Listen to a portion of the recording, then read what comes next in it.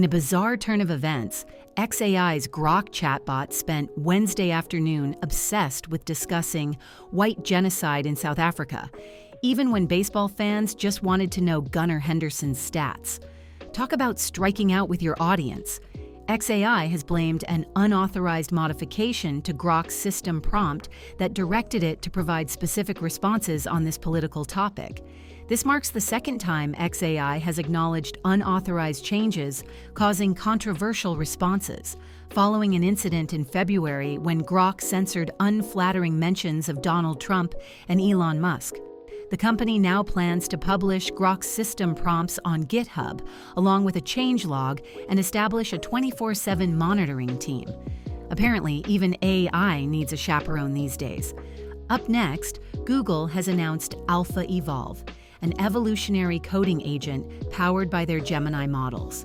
This AI system combines the creative problem-solving capabilities of large language models with automated evaluators to improve algorithms. It's like having Einstein and a software engineer have a baby, and that baby can do math. AlphaEvolve has already enhanced efficiency in Google's data centers, chip design, and AI training processes, including training the large language models that power AlphaEvolve itself. Talk about the ultimate self-improvement project. The system has also helped design faster matrix multiplication algorithms and found new solutions to open mathematical problems, showing promise across many areas. Moving on to search news, some Google users are spotting the platform's AI mode search engine chatbot in testing. The new feature appears in different locations, sometimes in the search bar itself, other times replacing the iconic "I'm feeling lucky" button. I guess Google's feeling lucky that will embrace AI search. There's variation in the appearance too, with some users seeing a rotating rainbow border when hovering over it. While currently limited to Google's experimental labs environment, this test suggests the company may be considering AI mode as a replacement for the "I'm feeling lucky" option that's been a fixture since Google launched. Let's hope they're feeling lucky about this decision. Speaking of AI, OpenAI CEO Sam Altman has shared his vision for ChatGPT's future, and it's equal parts fascinating and unnerving. Altman wants the model to eventually document and remember everything in a person's life. Every conversation you've ever had, every book you've ever read, every email you've ever read. It's like having a digital stalker that you actually invited in. He's noticed young people already don't really make life decisions without asking ChatGPT, using it as a life advisor rather than just a search tool.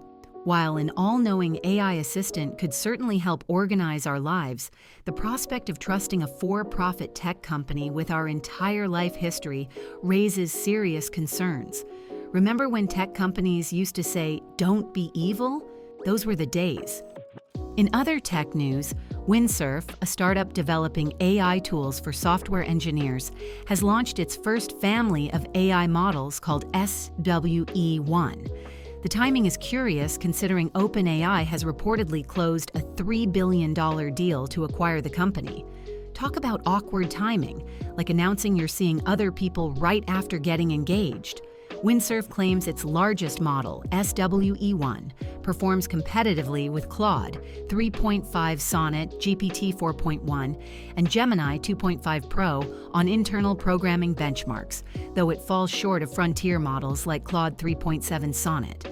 The company is positioning its technology as optimized for the entire software engineering process, not just coding, differentiating itself in the crowded vibe coding space.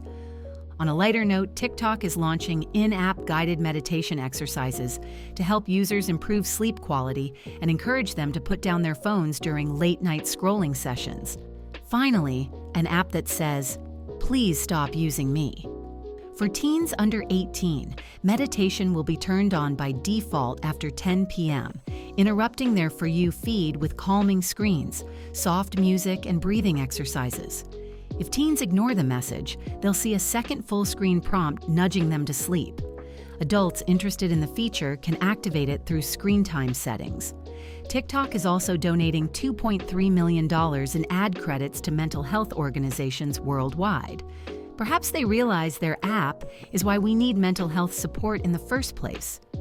And finally, in a concerning development for privacy advocates, the Trump administration has scrapped a plan that would have blocked data brokers from selling Americans personal and financial information, including Social Security numbers.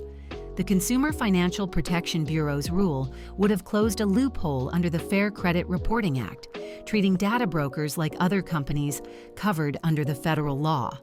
CFPB's acting director, Russell Vought, withdrew the rule.